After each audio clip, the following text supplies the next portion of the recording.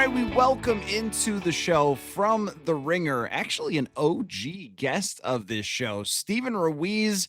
I don't even remember who you worked for the first time you came on the show, Stephen, but now NFL analyst with The Ringer and the man who lights up the internet with quarterback rankings. Let me tell you, Stephen, it is not an easy job to rank them quarterbacks because we get told a lot of lies by the NFL, lies on week-to-week basis, lies in the offseason. Oh, the guy's got it all figured out this year in training camp, and then he comes out in the field and he doesn't, or he does.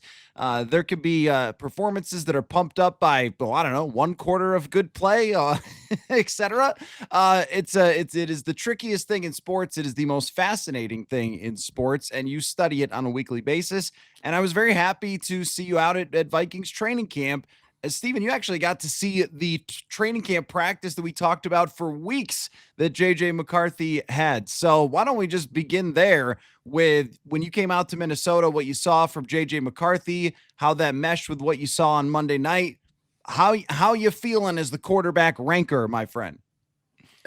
Quarterback rankings are always tough, especially with young quarterbacks that a fan base has grown attached to. And I can't complain about this phenomenon because, I capitalize on it. Like the quarterback rankings are as I don't even know what word to use, but they're as popular as they are because people are crazy about quarterbacks.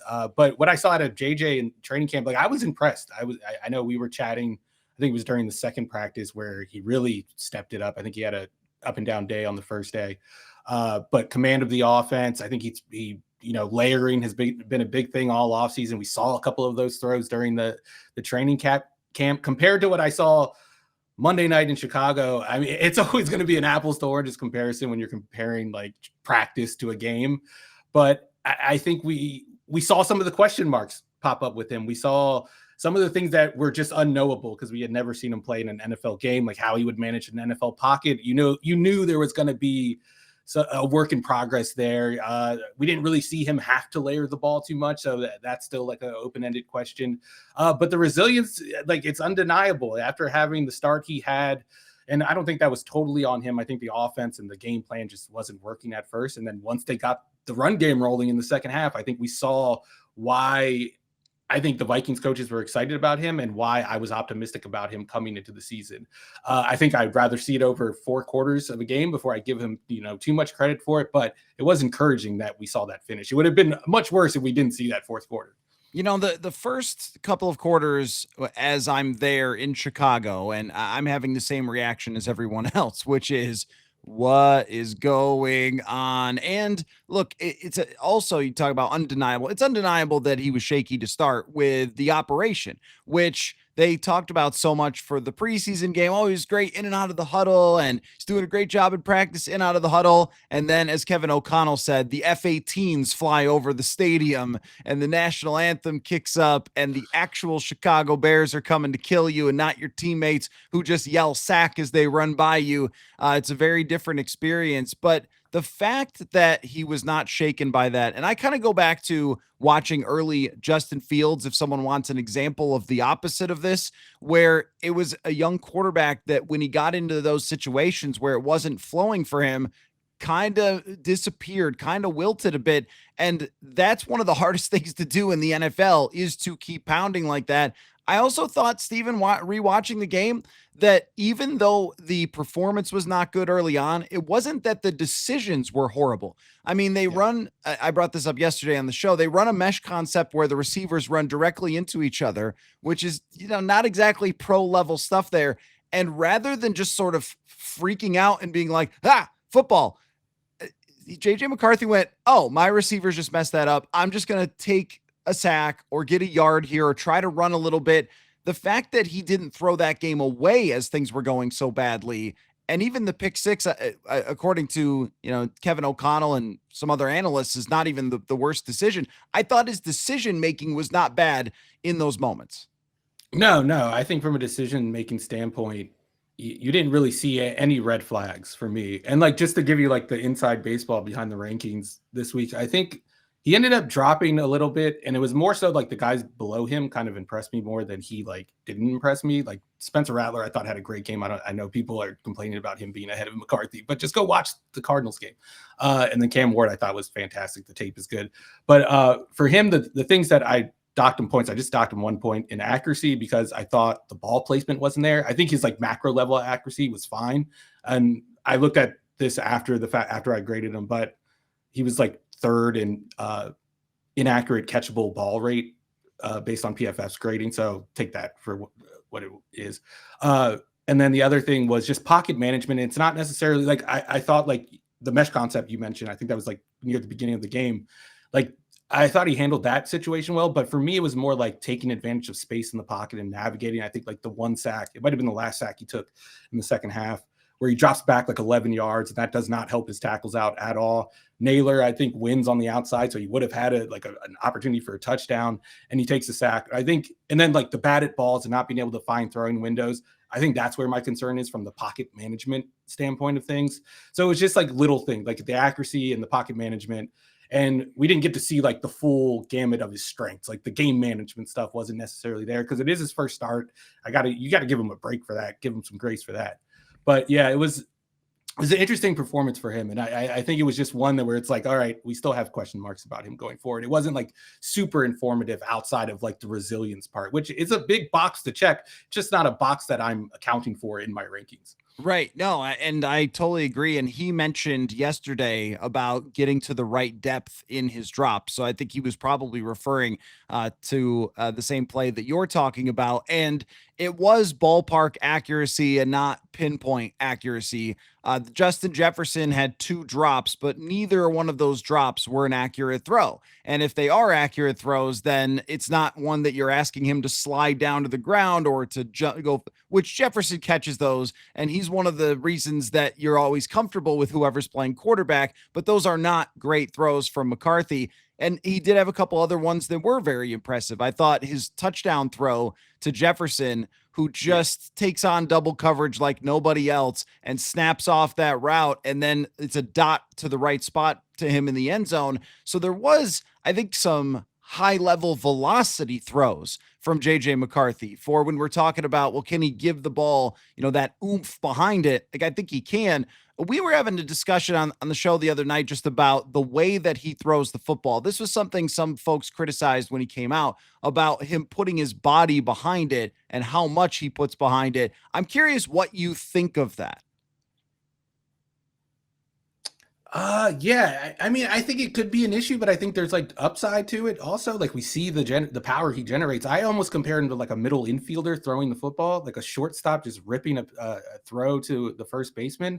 You definitely see some of that, and I think there's a give and take there. I think like he gets extra power on the throw that you wouldn't expect out of a guy his frame, but then you also have the touch questions that we've all been asking and the layering questions and I think that's where it comes at a cost. And I think there is a chance that he can balance those two things and get the best of both worlds. But again, the guy is like, 22, 23 years old. We've seen him play 1 NFL start. So it's always hard to like place these talking points on a guy because they tend to stick. Like even on looking at the other side of it, like the good part of Monday night and the resilience and the fourth quarter comeback. Like imagine your first time ever watching Kirk Cousins was the Colts comeback. You'd be like, oh my God, this guy is like the most resilient quarterback of all time. I want him leading my locker room.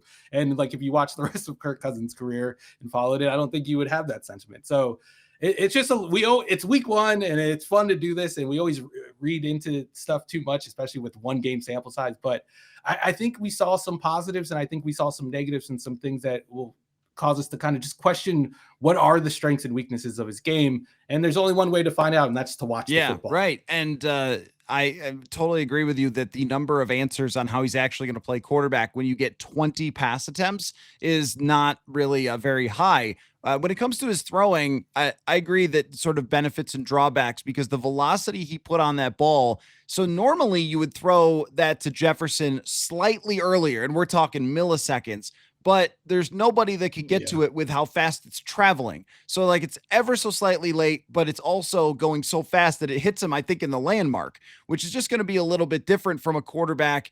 Like Tom Brady had this super quick, release that ball would have been out. But I also think in other instances, it will require him because it takes a little bit longer for his windup to play with some more anticipation.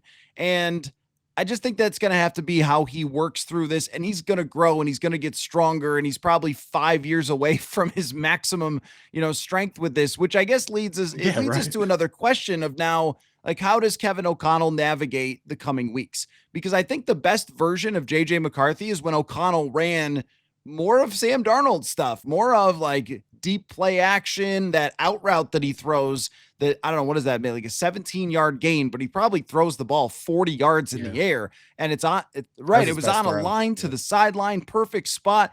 I mean, he's got the arm to make all these throws that are intermediate area and downfield. I think O'Connell's going to have to throw out the 3-yard mesh and focus on those throws that work for McCarthy.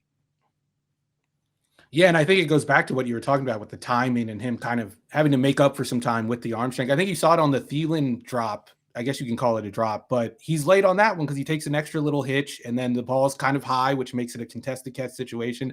I know Thielen should catch that ball. He's a professional, but the quarterback needs to throw a ball that makes it easier to catch.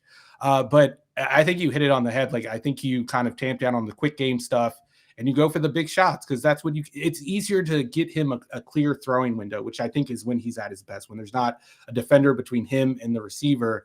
And we saw that on the Jefferson throw you mentioned. You kind of saw it on the Jefferson touchdown throw. And then even on that throw, like, he didn't have the cleanest pocket. And I think that just speaks to his ability of when he could rip a throw, like he can rip a throw better than, or as well as anyone, as well as any young quarterback. But what I saw in the second half, like how the game kind of turned around, it wasn't necessarily McCarthy for me. Cause like you said, like it wasn't that bad in the first half. It was just like what was happening around him. But once they figured out how to run the football and like they went away from the outside zone stuff with Aaron Jones and got to like the duo and like some counter stuff with Jordan Mason, I think that just opened up the game, and you just have to be able to live in that style of offense, which is not rare for a young quarterback. I don't think that's an indictment of who JJ McCarthy is. I think it just speaks to his skill set and what he brings to the table right now and why you draft him first overall. You just have to be able to maintain a running game. It doesn't have to be productive. Like, I think that's where the play action and run and the relationship between the two kind of gets complicated. It's not that you have to run the ball to be able to run play action. It's just that you have to be able to present the threat where the defense has to respect it and has to play the coverages that allow those play action shots to get open. If they're playing like too deep and like, matchy stuff, then you're not getting open on play action. If you're playing base cover 3 because you can't stop the run and you need that extra guy in the box, you don't want him worrying about coverage, then those deep crossers and those outbreakers off play action, they get open. So I think it's just about maintaining that threat. I don't think the run game has to be special. I just think it has to be viable. And I think it was shown a little bit. I mean, some of these, there's so many different looks at different statistics. And there was one that was quite a while ago that said, well, teams that don't run that successfully still have good play actions. But I also think that you can see it out there from the other team when Jordan Mason rips off a 7-yard run, an 18-yard run, that there's a leaning in sort of factor. If you're a linebacker, if you're a safety, you are not like, oh, this is fine. Especially with the violence in which Jordan Mason runs. Nobody wants to get hit by that at full speed as he's coming into the secondary.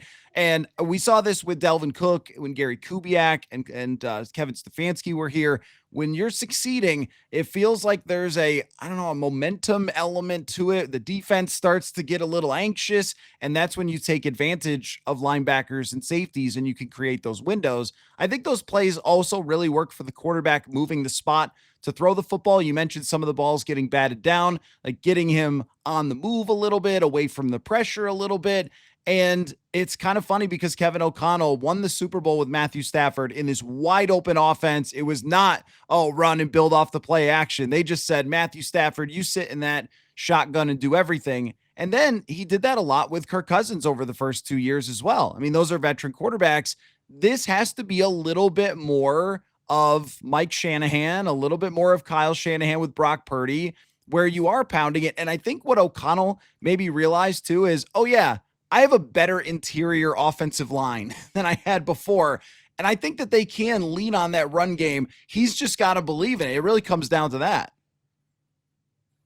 Yeah, and I wonder if the run game, like the base run game, would look better with your left tackle out there. I think like part of the problem with running the outside zone and marrying it with the boot game is like you have a right-handed quarterback, so you want to boot to the right. That means you have to run to the left most of the time if you want to sell the fake. And when you don't have your all-pro left tackle out there, it becomes a problem. And you saw that in this game, like the left tackle position struggled, and they were struggling to get to the second level. Sewell was just making unblocked tackles like at will in the first half. But yeah, I'm with you there. And I just think like, I do think the run game is going to come along, and I think they're going to be able to marry this thing. And I think it's going to look more like the fourth quarter going forward than it is going to look like the first half. I think they just had to work through some stuff. And then now that they know, this is where our bread is going to be buttered, I think they're going to be better for it going forward. And I think JJ is we're going to see the JJ that I think I expected to see for the season, the more of the game manager style. And I'm not using that as like a derogatory term. I think that's one of his strengths. And that's one of the reasons. Well, I know. And I made a comparison that nobody likes to hear, because Alex Smith never got over the hump and never won the Super Bowl. And if you remember, every year, if you don't win the Super Bowl, you're just the biggest loser of all time and all that sort of stuff. Right. But early Alex Smith with San Francisco made enough plays with his legs, made enough plays in the passing game, wasn't perfectly accurate. They ran the ball well. This defense, as you saw, is pretty darn fantastic. If you play like San Francisco Alex Smith, you're going to win a lot of football games. And I think for him, you can do that while developing along the way to be in a different spot in an ideal world as you go into the playoffs. Now, the Vikings are playing the Atlanta Falcons, another national TV game for JJ McCarthy. Not exactly the Spiro Ditas game on CBS with 3 cameras or whatever. I mean, this is the big stage for him against Michael Penix.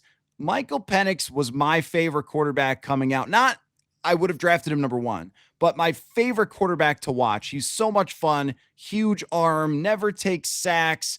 He just is unafraid to rip it into any window. I am a Penix enjoyer, and so I'm looking forward to this matchup. But Penix versus this defense, I think it should be really, really, really fascinating. What do you think of what you saw from Penix in the first week, now that he's had a full training camp and this is his big sort of second year versus the Brian Flores defense? I was really impressed with Flores in week 1. Like if you go back and watch that tape, he was getting rid of the ball quickly, on time, on target. And I think that's the big thing with him is accuracy. I think there's also like the similar question with JJ with like the velocity's there, but what about the touch? And that remains to be seen. I think Atlanta did a really good job of like not forcing him to make touch throws over the second level. So you're going to see a bit of the same on both sides, but I'm really impressed. And I was not like the biggest fan of Penix coming out of the draft. Not that I didn't like him. I was just like, all right, he's an older prospect. He has the knee injuries. He doesn't really move that well, or he doesn't use his mobility. At least I think he ran like a 4.5 at his pro day, but I'm coming around on him. And I think he's one of those guys that can be, if you can give him a clean pocket, I think he's going to cook. I think there's a little bit of Geno in there where he's going to make the throws. He has a little bit of irrational confidence, but he has the arm strength to back it up. So I'm excited to see those two kind of go head to head. And I think it's a good measuring stick for each guy, like where they're at. But a Flores defense, man, that's quite the test. That's quite the test. Which is why I thought people were a little harsh on Caleb. Like I know that there were misses that were like terrible, like 3 of them. But outside of that, I thought he handled the Flores defense as well as you can expect any young quarterback to handle it. And I think we're going to get a different style of quarterback going up against it, one that doesn't move as often, one that maybe is a little more confident in what he's seen and it will pull the trigger quickly. But it's going to be fascinating to see how that works, because I've seen both sides of it. I've seen like Justin Herbert tear up the Flores defense a couple of years ago with just like a laser show all over the field. I'm interested to see if Penix is there and at that level yet. He definitely has the arm strength to kind of replicate that performance, though. I don't know if he has the pocket savvy. Right. The quarterbacks who have given him the most trouble are Jared Goff, Matthew Stafford, and that game against Justin Herbert. My goodness. I think Keenan Allen might have had 18 catches in that game, and Herbert was like 40 for 47. I've never seen anything quite like that. But there's something in common with all of those quarterbacks. One, they get rid of the football, And number two, they are experienced. And that's where Penix coming into US Bank Stadium, I think it's one of the few stadiums remaining in the NFL that has a legitimate impact on the opposing quarterback. And the get off for the edge rushers and the interior players is just different at US Bank Stadium. I looked at this in terms of the gap of sacks at home, sacks away. Pittsburgh had a big gap, and the Vikings were one of the teams that had gaps as well. But Penix is so good at getting rid of the football. Like, what do you think it is about him? Because in college, the guy took a sack like once every 150 snaps or something. What is it about him that allows him to not have those big negative plays?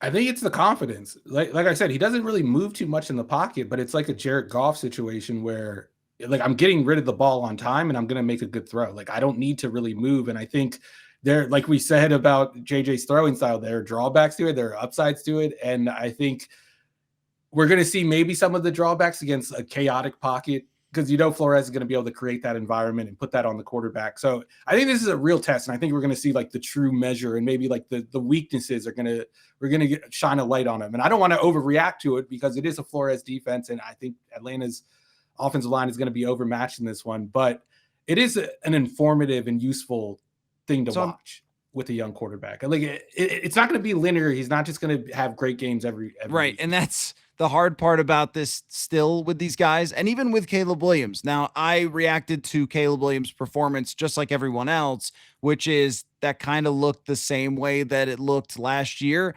But at the same time, we will talk about, oh, yeah, it clicked for Jalen Hurts and Josh Allen in year 3. But also Monday night tells us every single thing about you. And Sunday night tells us everything about you. As you said, it wouldn't be the NFL if we didn't do it that way.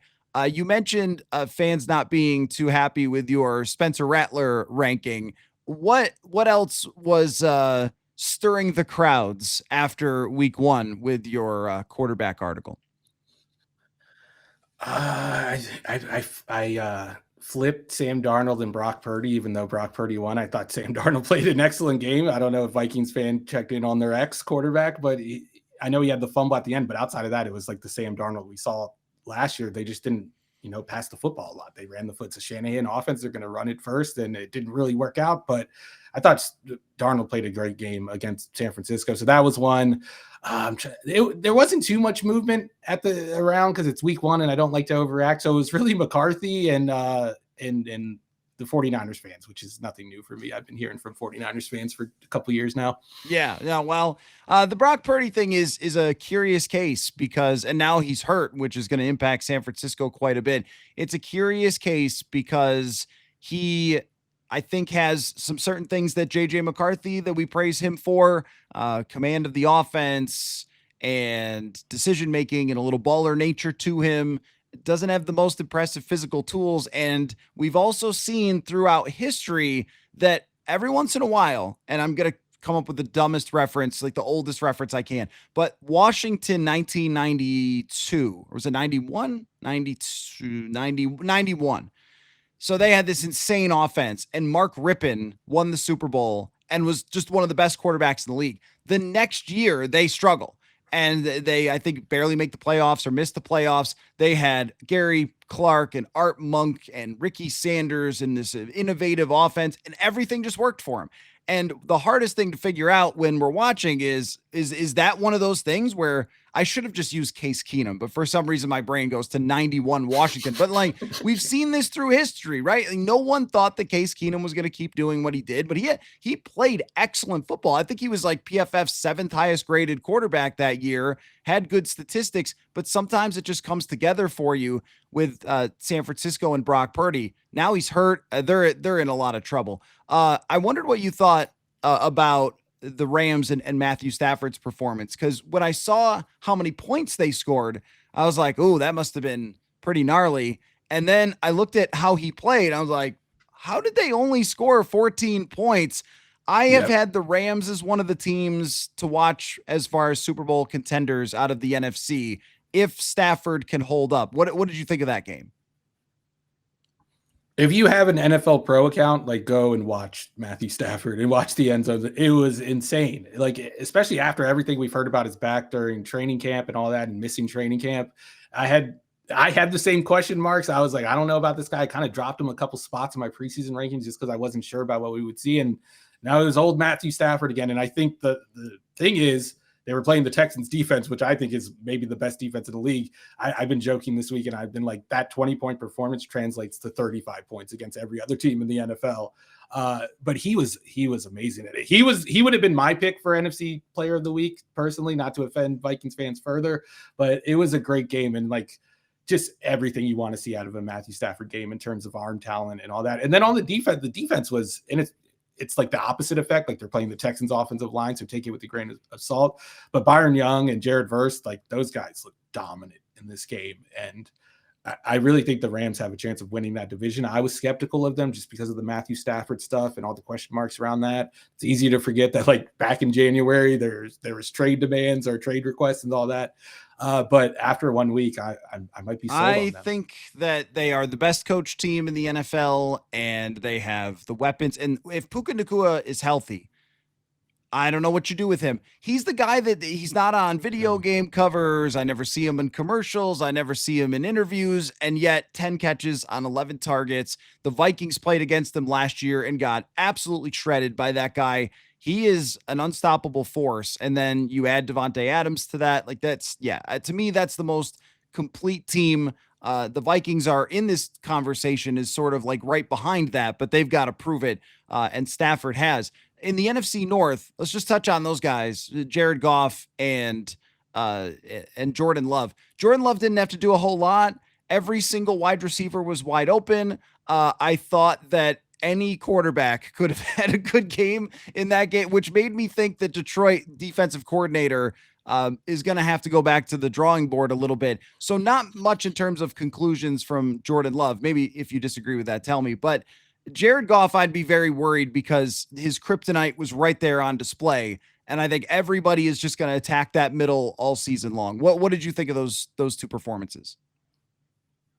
Yeah, no, I'm with you on the Love thing. I don't think it was like any new information. It wasn't something that like made me reassess my priors or anything. There were a lot of open throws. I thought he had a couple of impressive like displays of arm talent, but there were a couple of like shaky accuracy passes. So like, yeah, I'm with you there. It didn't move the needle for me. The Jared Goff thing, like I think I saw you tweet it, like when the inside of that pocket isn't what it was, like Jared Goff looks normal. And I would totally agree with you. And I think that was the big deal in this game. Like when you watch on the offensive side for Detroit, the offensive line, like it wasn't what it was last year. And it's not just like a pocket protection thing. Like even in the run game, there are a lot of like missed assignments in terms of like who should be blocking who. I know the Packers did a lot to kind of confuse them there, but we didn't see that when Ben Johnson was coordinating the offense. And to your point about the defense, like I thought that was a questionable plan from I think his name's Kelvin Shepard, first year coordinator. It reminded me of the Commanders playoff game where they just kept like sending 5 and 6 man pressures against like, plays that are designed to exploit those exact pressures. And there wasn't an adjustment. I thought that Green Bay had a great plan against the man coverage that you're going to see against the Lions. There was no adjustments there. So I was worried about the Lions coming in because they lost the coordinators, because what happened to their interior offensive line and how that would affect Jared Goff directly. And like after 1 week, I feel pretty smart. I'm patting myself on the back because every problem that you worried about popped up. Yeah, I think really with Jared Goff, there is a very clear kryptonite for him in his career. The year that they give up on him in Los Angeles, they are one of the worst ranked offensive lines in the league. And then Stafford comes in, they rebuilt it. And I'm sure Goff was like, really? That's the offensive line? But then they build it up in Detroit. And then all of a sudden he's leading the number 1 offense in the NFL, Jared Goff type of player. Okay. As we go forward here into the future, we haven't resolved everything after week 1 in the National Football League. What excited you to find out in the future about quarterbacks this season that like caught your attention in week 1 and you said, I really want to see how this goes? I'm going to say Justin Fields having success with the Jets. And like, I didn't have like eyes directly on that game through when it was on live. And I was just like assuming, it's probably like I saw the production. I'm like, it's probably a nonsense game. Like we've seen Justin Fields have big games before, but like you go back and watch the tape and just his calm in the pocket. It wasn't great. Like, it wasn't like, oh, this is one of the most calm pocket poised quarterbacks in the league, but it was way better than it was in Chicago. And I thought the accuracy was better. I think he's still throwing the ball way too hard at times, especially in quick game. But I'm more interested in like the floor and ceiling debate with quarterback prospects and what gives a guy a high floor and what gives a guy a high ceiling. And my theory has been like, if you have a guy who can run and you could build a run game around him and you get those coverages we were talking about earlier, where it's easier to do the play action stuff and the easy stuff, quote unquote, for quarterbacks, that gives you a pretty high floor rather than like a Mac Jones where you have to run quick game and he's got to be perfect to go on touchdown drives. Those used to be the guys we considered the high floor guys, the pro ready guys. So I really want to see how far the Jets can push this theory. Cause I think Fields, even though like I said, he showed some improvement, he's still like maybe at his best, like the 20th best quarterback in the NFL. But in terms of athleticism and being able to build a run game around a quarterback, I'd say, and the Jets have the offensive line to take advantage of that. I'm really interested to see how they kind of evolve throughout the season, how the offense evolves, and if defenses catch up to this and like are able to put the clamps down on the run game and what effect that has on the passing game. I think it's a very interesting like testing ground for not only just quarterback development, but like how we should view quarterback prospects and quarterback skill sets. Yeah, I was watching quite a bit of that game, and I thought, coaching does matter quite a bit. I thought they just nailed it with the right way to manage Justin Fields. Okay, last question. I saved it till last because Vikings fans don't really like hearing this name, but I figured I have to ask what your thought on was. Aaron, the Vikings play him in week 4. Is he back? Nah, you're fine. Yeah, don't worry about it. Like he was fine. Like I think he had like a 4 ADOT, like a 4-yard ADOT, like a lot of screen passes, maybe the most screen passes in the NFL. He had the Calvin Austin touchdown off play action was very impressive. Like I did not think he had that in his game still. He kind of faded away and had plenty of zip on it. But watch the pressure dropbacks and it's like, all right, this isn't the guy that he used to be. And that used to be what separated him from, like, he used to be able to do the Tom Brady, Drew Brees, distributor, point guard, run the offense thing. But what separated him was his ability to extend plays and really break a defense's heart after they thought they had the play covered. And that ability is just totally wiped out. And you even saw it in this game. I thought they did a good job. I don't know what to think about the Jets defense, because we've thought about the Jets as being like a defensive first team, but like their scheme is totally changing and their defense wasn't very good after Robert Saleh left last year. So like this could just be a situation where he's playing a bad defense and he looks good because of that. But there's no reason to like readjust what you think of him going forward. I think like it's the Aaron Rodgers you would have expected in the offseason. I thought that if the Jets made a couple of tackles, it would have been okay. Like they were in the general location of the screens, but a lot of the explosives did come off of plays where Aaron Rodgers didn't do much. At the same time, I kind of thought of Arthur Smith and Ryan Tannehill. Like you got some pretty darn good seasons out of that guy if he could just execute the screens, the play actions to a big hulking wide receiver. So terrified, no, but Rodgers did have a couple of those throws where on the TV it's moving pretty quick. You're like, oh, okay. He can still sling it. Got said a lot by people who wanted Rodgers to play for the Vikings. Last thing for you, who is winning the WNBA finals? I know you are a big W guy. The playoffs are coming up. The Lynx are the number 1 seed. What are we thinking? I know it doesn't look as good as it did at the beginning of the season, but I'm sticking with the Lynx. Like I'm not buying into the 14-game win streak from the Aces. Like they've looked much better since they made the move, like put Jewel Lloyd on the bench and all that. But I think in a playoff series, they're going to have the better coach. I think they have the best coach in the WNBA, maybe one of the best coaches in basketball, I would say, like regardless of level. Asia Wilson is very tough, but I like that collection of players around Nafisa. I'm going with the Lynx, and I'm pretty confident in it actually, because I just think the Liberty were the one team that I was worried about beating the Lynx, and I just haven't seen it this year. They've gotten a little bit healthier recently, and I don't think they have the defensive just structure to kind of deal with Minnesota for a full series. So yeah, I'm sticking with the Lynx. Well, and the Lynx have been the number one seed for so long. I mean, they're resting Nafisa Collier, they're resting Right. Alana Smith. I mean, it's sort of like a team that goes 14-0. And then you're like, well, what do we do now? Like, we've locked up our division, we've locked up our conference. What do we do? Do we rest starters for the last 3 weeks? And I don't think there's been the same intensity, but this team is going to ramp it up when it comes to the playoffs. Very, very excited about that, and excited to see where the quarterback rankings go at the Ringer. Steven Ruiz, great stuff, man. It was great to see you this summer out at camp, and hopefully we get a chance to bump into each other again very soon. Thanks for coming on the show again, man. Thanks for having me anytime.